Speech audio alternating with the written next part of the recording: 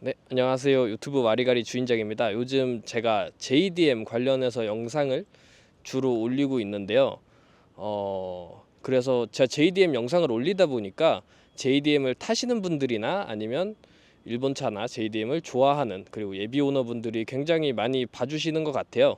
그래서 제가 이번에 좀 일본차를 입문할 때 현 시점 대비 가장 가성비 좋고 입문하기 좋은 일본 썩다리 자동차, 바로 이 차량입니다. 인피니티의 G35 쿠페 차량이고요. 이 차는 인피니티에서 정식으로 들어온 차량입니다.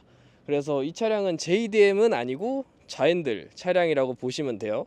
그래서 이제 이 차량은 정식으로 들어온 차량이기 때문에 우선 가장 좋은 거, 인피니티 서비스 센터에서 부품을 주문하고 수리를 할 수 있습니다.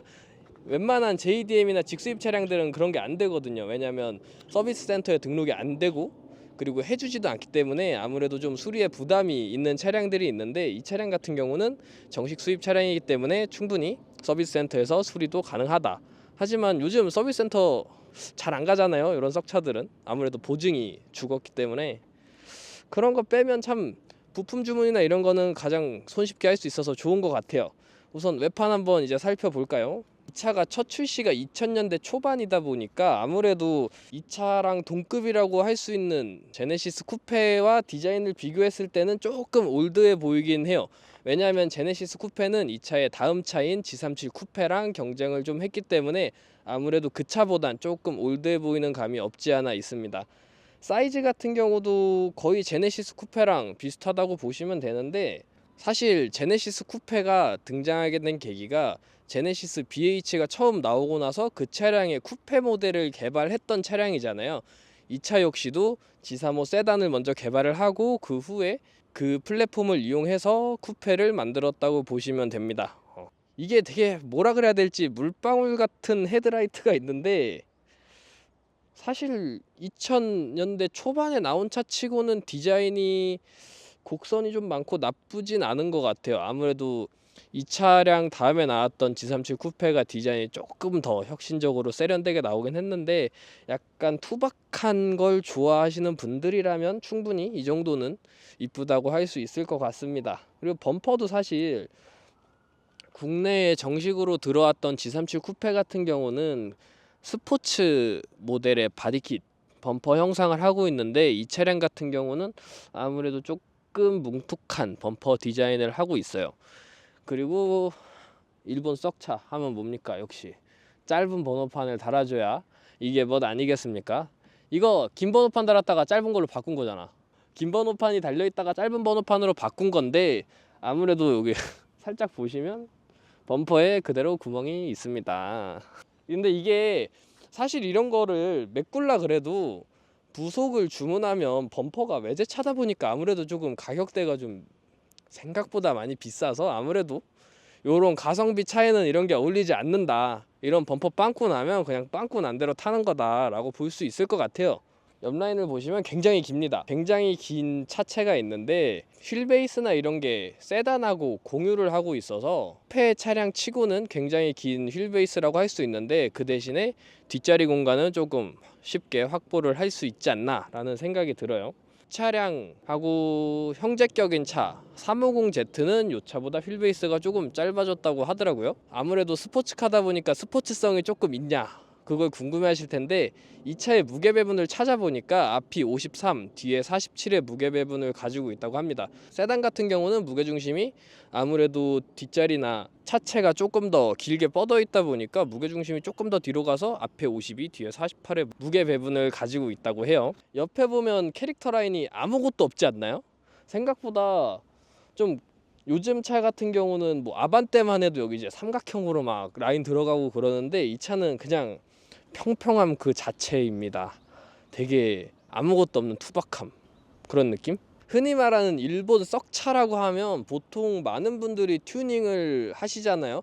제 차 같은 경우도 지금은 순정으로 조금 최대한 외관을 원상복귀 하고 있지만, 웬만하면 다 휠이나 쇼바는 거의 기본적으로 튜닝을 많이들 하세요. 이 차량 같은 경우도 서스펜션 같은 경우는 이제 닛산의 고성능 브랜드인 니스모의 쇼바가 들어가 있고, 휠을 딱 보시면 오래돼 보이는 휠이 장착이 되어 있는데 이 휠 같은 경우는 볼크사의 레이즈 GTC 모델이 장착이 되어 있습니다. 이 휠 같은 경우도 거의 90년대 나온 휠이라서 제가 추천을 하긴 했는데 눈썰미가 좋으신 분들은 저 앞에서 넘어올 때 살짝 보셨을 거예요. 이 차의 옵셋이 조금 아쉽다.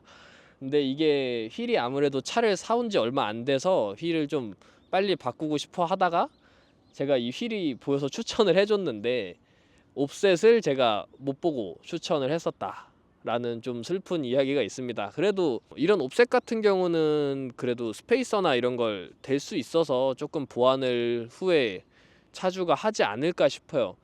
근데 이 휠 좀 어울리지 않나요?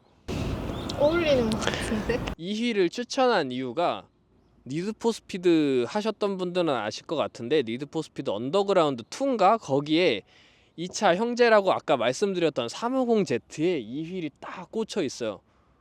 그러니까 연식도 대충 그 튜닝 시장에 맞는 휠이었고 그때 내가 게임하던 그 시절의 느낌이 너무 좋아서 이거를 추천했는데 차주가 06년생이니까 차는 한 살 많고 아마 이 휠은 거의 6살 많지 않을까 싶어요. 그래도 휠 선택 굉장히 잘한 것 같아요. 갑자기 좀 다른 길로 빠졌는데 제가 이제 튜닝을 하는 거는 아무래도 요즘 휠도 좋지만 그때 그 시절의 느낌을 살리는 것도 괜찮지 않나 라는 생각이 들어요. 도어 핸들이 되게 올드해요. 요즘 뭔가 보기 힘든 디자인이에요.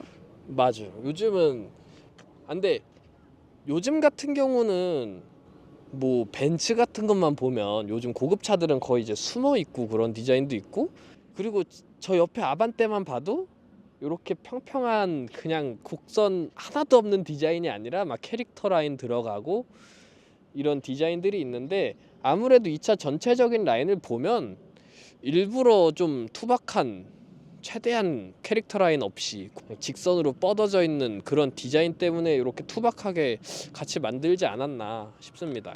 그리고 이 차 스마트 키가 없어요. 그래서 인피니티 닛산 같은 경우는 손 넣으면 요즘 차들은 열리긴 하는데 이 차의 다음 차 이제 G37 같은 경우는 여기 버튼이 있단 말이죠. 스마트 키. 근데 하지만 이 차는 돌리는 키라서 버튼 눌러서 열어야 된다. 휀다가 볼록하진 않아 보이는데 차 자체의 폭이 좀 넓어서 스페이서 지금 15mm인가 대구 이 정도 남는 거 보면 휀다 자체 이게 여기 튀어나온 부분보단 휀다 자체의 빵이 좀 넓지 않나. 왜냐하면 여기서도 튀어나왔는데 여기 위쪽에서도 튀어나와 있기 때문에 휀다가 한 번, 두 번 이렇게 튀어나와 있다고 보면 될 것 같아요. 그래서 사실 뒤에서 보면 생각보다 휀다 빵이 없진 않아요. 뭐랄까 되게 앞에서 보면 아무래도 차가 검은색이다 보니까 좀 라인이 잘 안 보이긴 하는데 옆에서 이렇게 딱 봤을 때는 휀다가 거의 이 정도 튀어나와 있다라고 보시면 될 것 같아요. 뒤쪽 같은 경우에도 굉장히 투박합니다. 진짜 아무것도 없어요. 트렁크 평평하고 트렁크에서 꺾이는 부분 말고는 곡선이 거의 없습니다. 왜 없어요? 뭐 여기 이동욱 팬클럽에 대해서 해명해 주시죠. 이거는 제가 만든 건 아니긴 한데 이동욱 씨가 누군진 모르겠는데 와리가리 본명이 이동욱 아닌가요? 아 맞습니다. 그래서 이제 이 친구가 제 팬이라 그래서 손수 스티커까지 만들어서 제작을 해서 차에다가 붙였다고 합니다. 네. 이거 뭔가요? 이거는 그때 그 시절의 상징 대포배기입니다. 싱글 좌극 대포배기 거의 주먹 하나 다 들어가는 그런 배기가 달려 있는데 소리가 아무래도 이 VQ 엔진이 튜닝하면 소리가 엄청나게 큰 차인데 과연 소리 어떨지 좀 기대가 되긴 합니다. 사실 뒤가 대부분 다 평평한 상태에서 배기구 하나 이렇게 큰 거 딱 박혀 있으니까 이게 가장 큰 포인트가 되지 않을까 싶어요. 사람들이 스카이라인이 R34 이후로 출시가 안 됐다고 많이들 말씀하시는데 사실 이 차 내수용 이름이 스카이라인이거든요. 그래서 스카이라인의 상징 뒤에 동그란 라이트 두 개가 여기도 그대로 박혀 있어요. 북미형 모델을 한국으로 수입이 된 거다 보니까 인피니티 G35 쿠페로 팔렸지만 일본 내수에선 닛산 스카이라인 350 GT 쿠페로 팔렸다. 스카이라인의 명맥은 이때도 끊기지 않고 있었다 라는 걸 볼 수 있을 것 같아요. 사실 지금 같은 경우는 인피니티가 일본에 공식적으로 런칭을 하면서 Q50이라는 이름으로 바뀌어서 판매가 되긴 했지만 이때까지는 그래도 스카이라인이 건재했다 라고 볼 수 있을 것 같습니다. 전에 한번 우엔들 모델을 이걸 타본 적이 있거든요. 그때는 뒤에 스카이라인이라고 적혀 있었던 게 기억이 납니다. 한번 실내 이제 가볼까요? 이제 실내를 딱 갔는데 어쩜 좋나요? 핸들이 오른쪽이 없네요. 이 차는 북명이다 보니까 핸들이 왼쪽에 있습니다. 다시 왼쪽으로 가볼게요. 이 차의 이제 실내를 앉아서 보면 실내 같은 경우는 외관에서 봤던 것처럼 똑같이 비슷하게 투박한 모습이에요. G37 쿠페 같은 경우는 아무래도 조금 더 핸들도 좀 연식이 나중에 나오다 보니까 좀 곡선도 많고 세련되긴 했었는데 아무래도 조금 올드하지 않나. 차 같은 경우는 사이드 브레이크가 수동 모델 같은 경우는 여기 이제 당기는 사이드 브레이크가 있는데 이 차는 이제 풋으로 밟는 형식의 사이드 브레이크가 채택되어 있습니다. 국산 차들 같은 경우도 좀 이런 차들이 좀 많았었죠. 그리고 미국 차 같은 경우도 풋으로 밟은 다음에 이걸 다시 눌러서 한 번 더 눌러서 푸는 게 아니라 보통은 여기서 이제 당겨서 하는 형식의 차도 많아요. 그리고 도요타나 렉서스 같은 차량들 중에 풋 사이드 브레이크가 들어간 차량들은 밟은 다음에 미국 차처럼 당기는 거다. 아무래도 이게 미국 차들의 대부분 많이 들어가 있던 거고 이 차가 미국을 좀 겨냥을 해서 나온 모델이다 보니까 이런 부분들이 있지 않나 싶습니다. 송풍구가 되게 신기한 게 보통은 이게 위아래로 움직이는데 얘는 통째로 움직여요. 이게 되게 신기한 것 같아. 고정 안 되는 게 백을 돌아가지 않을까? 그런 느낌의 송풍구가 달려 있고, 그리고 시계는 역시 아무래도 좀 고급스러운 인피니티 모델이다 보니까 아날로그 시계가 들어가 있습니다. 이거는 이때도 그렇고 G37도 그렇고 이때 차들은 비슷하게 다 이 시계가 들어간 것 같아요. 제가 사실 인피니티를 한 4대인가 그리고 Z까지 하면 한 5대 정도 탔었거든요. Z를 제외한 모든 인피니티 차들은 다 똑같은 이 시계에 박혀 있습니다. 아니 근데 이게 뭔가요? 이게 뭐죠? 이거는 Z에도 사실 요게 들어가긴 하는데 이거 전동 시트. 근데 사실 보통의 차량들 같은 경우는 전동 시트 레버가 여기 끝에 달려 있는데 이 차량 같은 경우는 왜 여기 달아놨을까요? 오. 그리고 더 신기한 건 이건 뭘까? 요게 사실 창문을 조절하는 건가? 어차피 이 차는 창문이 2개밖에 없으니까 창문을 조절하는 레버인가 했는데 시트 높낮이 조절 버튼이었어요. 그리고 창문 조절은 똑같이 여기 있고 이거 좀 신기하네요. 왜냐면 Z 같은 경우는 이게 전동이 아니라 이 레버식이랑 막 이렇게 돌리는 다이얼 수동식이었는데 아무래도 조금 더 고급 모델이라고 이런 거 전동으로 좀 넣어준 것 같아요. 자체가? 이게 브러시드 알루미늄 재질 같은 느낌인데 이게 G37에도 이런 느낌의 센터페시아 패널이 들어가거든요. 약간 뭐라 그럴까 부잣집 고급 냉장고 그런 느낌. 아무래도 이제 고급차다 보니까 이런 차들 또 어떤 거 중요합니까? 오디오가 중요하잖아요. 딱 핸들 이러고 누워가지고 딱 핸들 잡고 창문 다 열고 선루프 열어놓고 번화가에서 막 쿵짝쿵짝 해야 되잖아요. 그죠? 그래서 이 차량엔 인피니티에서 보스 오디오를 넣어줬다. 오. 순정으로 보스 오디오가 들어갑니다. 그리고 요거 CD는 아무래도 요즘 듣는 분이 많이 없으실 것 같은데 CD는 좀 올드해 보일 수 있지만 보스 오디오가 들어가 있다. 근데 이게 기어봉이 요런 데는 아무래도 손을 많이 안 타는데 기어봉은 좀 손을 많이 타잖아요. 이게 G37도 그렇고 이게 다 까져 있어요. 안 까져 있는 차를 본 적이 없는 것 같아.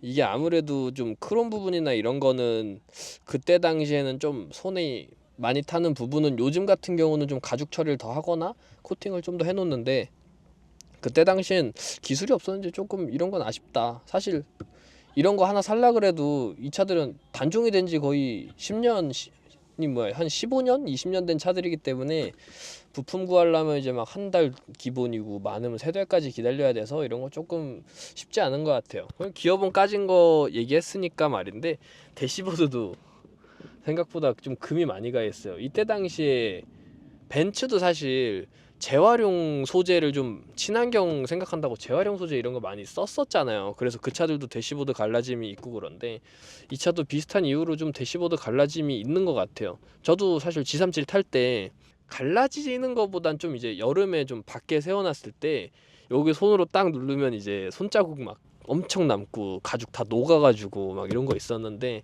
이런 건 좀 아쉽다. 대신 또 통갈이 하기에는 금액이 너무 비싸다. 수납함. 수납함이 2개가 있어요. 크렘쉘이네요 완전. 약간 거의 레인지로버 트렁크 뺨치는 그런 공간이 있다. 위에도 열고 위에도 열고 밑에도 위에 열고. 공간이나 밑에 공간이나 막 엄청 많진 않네요. 공간 자체가 막 엄청 넓진 않아요. 맞아요. 보통은 여기 글로브 박스가 여기 끝까지 다 올라가서 꽉 차게 돼 있는데 이 공간을 차라리 여기다 더 넣어줬으면 아무래도 좀 괜찮지 않았을까 싶은데 보면 여기 블로우 모터가 좀 크게 들어가 있어서 아무래도 공간 확보가 좀 안 되다 보니까 위에까지 좀 넣어준 것 같아요. 근데 이 수납함 같은 경우도 모르는 사람들이 이 레버만 없으면 거의 수납함인지 뭔지 모를 정도로 좀 자연스럽게 디자인이 돼 있는 것 같아요. 맞아요. 근데 대신 좀 너무 이게 동그래가지고 좀 뚱뚱해 보인다? 그런 느낌? 사실 뚱뚱해 보이는 건 조금 아쉽다라고 할 수 있지 않을까요? 그 선글라스 넣는 거. 맞아. 옛날 차에만 있잖아요. 옛날 차들의 상징 이제 선글라스 수납함. 제가 요즘 차를 안 타본 지 너무 오래되다 보니까 마지막으로 탄 요즘 차가 저 S2000이라 이런 게 있는지도 몰랐습니다. 그리고 생각보다 뒷자리가 공간이 많아요. 이게 왜냐면 기존의 세단이 먼저 G35가 출시를 했고 그 다음에 쿠페가 그걸 베이스로 껍데기만 거의 바꾼 형식으로 출시를 하다 보니까 실내 공간 확보가 굉장히 잘 되어 있습니다. 그래서 앞 시트도 굉장히 넓고 뒷자리 같은 경우는 헤드룸이 조금 좁아졌을 뿐이지 뒤에 사람이 충분히 타고 레그룸까지 확보가 될 수 있었던 것 같아요. 그래서 제가 시트를 조금 당겨 타는 편이었는데 제가 G37 쿠페를 탔을 때도 뒷자리 사람이 타고도 충분히 레그룸이 확보가 돼 있었다. 이 차도 아마 G35 세단을 베이스로 한 차니까 충분히 남을 것 같다. 한번 타보실래요?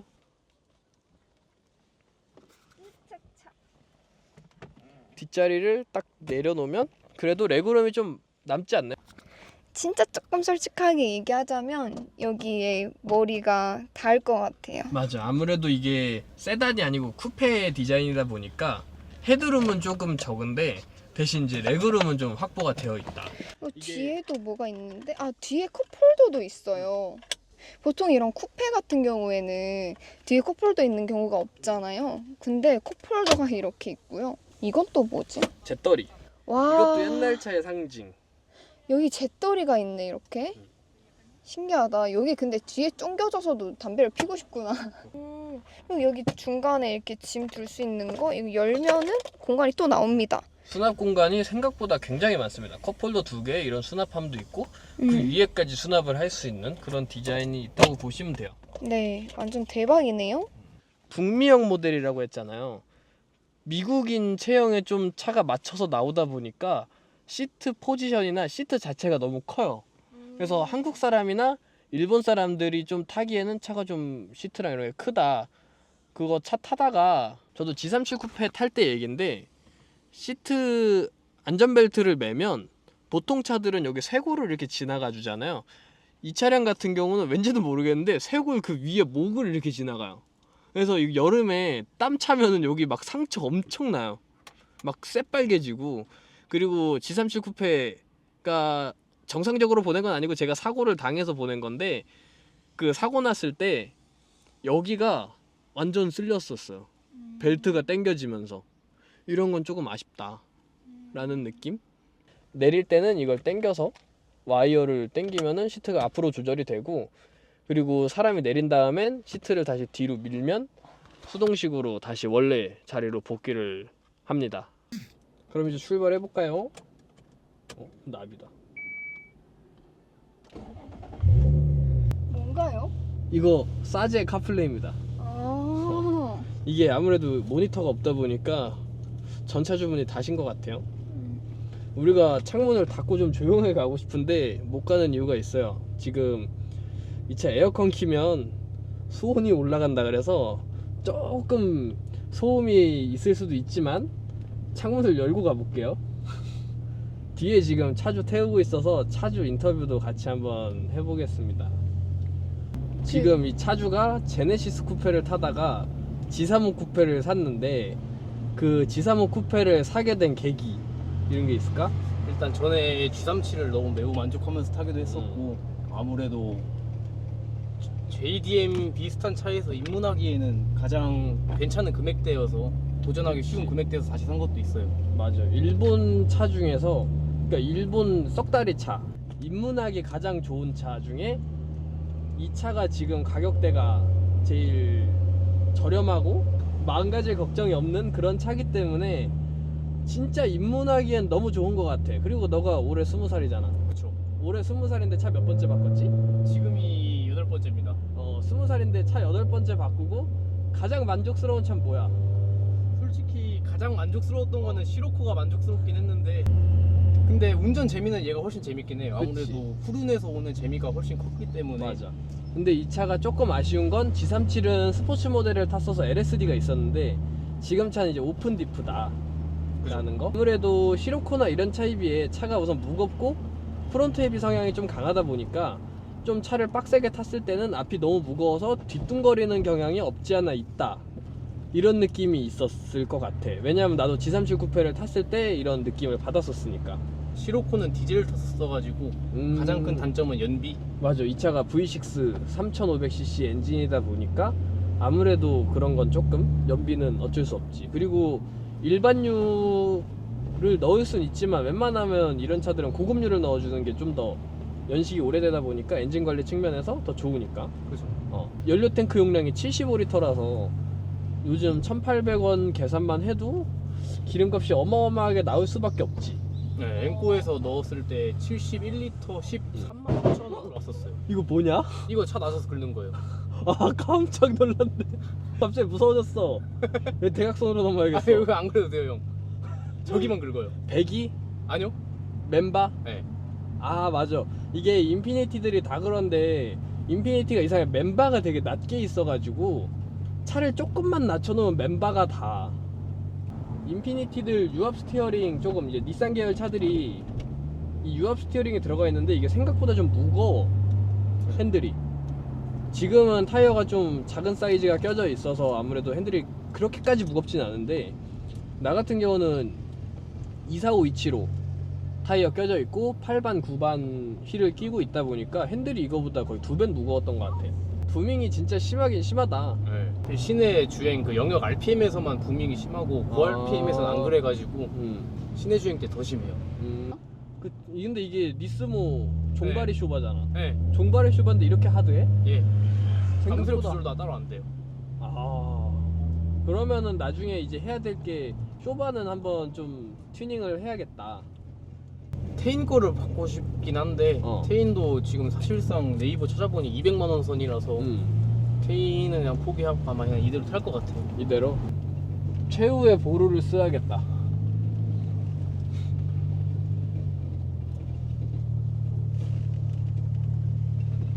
아 오케이 이렇게 타면 돼. 차는 근데 그래도 하체에서 좀 소리가 난다. 그런 조인트 같은 거 한번 갈아야 될 수도 있겠다. 근데 그래도 이게 지금 차 가격이 얼마 정도 하지?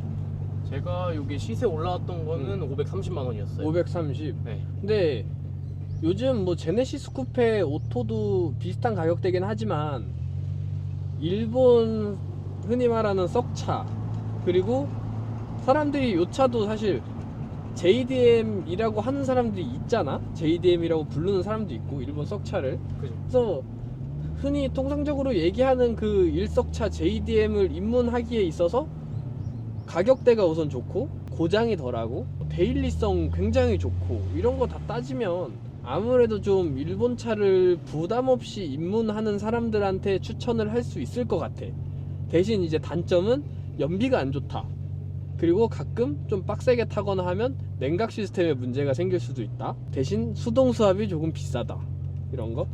이게 수동 미션이 아무래도 미국 쪽에는 수동차가 좀 많이 있는데 미션을 대부분 다 오토차들도 수동으로 수압을 해버리다 보니까 미션에 대한 이제 품귀 현상이 조금 일어나고 있더라고요. 그래서 그런 것만 빼면 좀 괜찮지 않을까. 그래서 사실 미션 수압 너가 알아봤을 때 한 400만 원 돈 든다 그랬잖아. 그거 생각하면 차값 600만 원 정도에 400만 원 정도의 미션 수납 비용 총 1000만 원만 있으면 이런 차량을 수동으로 구매를 할 수 있다. 그쵸. 그러면 충분히 메리트가 있는 것 같아. 만약에 진짜 편한 거를 타고 싶으면 굳이 수동 수압을 안 하고 오토로 타는 방법도 있으니까. 그쵸. 한번 이제 시동 끄고 내려서 한번 더 마무리 해볼까? 그 이 영상을 보시는 분들이 조금 JDM이나 혹은 이제 이런 일본 차들 중에 가장 입문하기 좋은 차가 뭘까라고 생각을 해봤을 때 저는 이 차라고 생각이 들더라고요. 저 같은 경우도 다른 지인들이 일본 차 어떤 거 살까라고 하면 인피니티나 이런 이제 VQ 엔진 들어간 차들 350Z, G35 쿠페, G37 쿠페 이런 차량들을 굉장히 추천을 많이 해주거든요. 그리고 지금 이 차주 친구한테도 G37을 추천을 해줬었는데 그 차에 좀 많이 굉장한 만족을 하고 이 차량을 또 가져온 건데 진짜 지금은 매물이 조금 없어지고 있는 추세라 지금이 마지노선인 것 같아. 아무래도 지금이야 이제 600만 원이지만 내년이면 차가 더 없어지고 하다 보니까 이 차가 내년이면 뭐 1000만 원이 될 수도 있고 내후년이면 1500, 2000만 원이 될 수 있단 말이죠. 그래서 지금이 이 차량을 살 수 있는 가장 싼 시기다라고 할 수 있을 것 같아요. 아무래도 이 차량은 G37 쿠페나 이런 차량보다 개체수가 없기 때문에 조금 더 이런 차를 원하시는 분들이나 생각을 하시고 있는 분들이라면 지금이라도 가장 쌀 때 구매를 하시는 게 맞을 것 같아요. 왜냐하면 S2000이나 이제 RX7 이런 차량들도 지금이 가장 싼 차라고 설명을 해주잖아요. 이 차도 아마 지금이 가장 싼 차가 아닐까라는 생각이 듭니다. 다음에는 더 이 차 말고도 JDM이나 좀 재밌는 일본 차들 좀 지금이 가장 싼 차들 한번 또 리뷰해보는 시간을 가지면 좋을 것 같아요. 오늘은 첫 시간으로 이 G35 쿠페 차량을 리뷰해본 거고 이제 다음 주에도 좀 더 재밌는 차량이 있으면 한 번 더 촬영을 해서 돌아와 보도록 할게요. FD도 리뷰해보고 싶어요. 혹시 FD 타고 계신 분 있으면 연락 좀 주세요. 네. 다음엔 좀 더 재밌는 차 그리고 더 신기한 차들로 한번 리뷰 컨텐츠를 진행해 볼게요. 바이바이.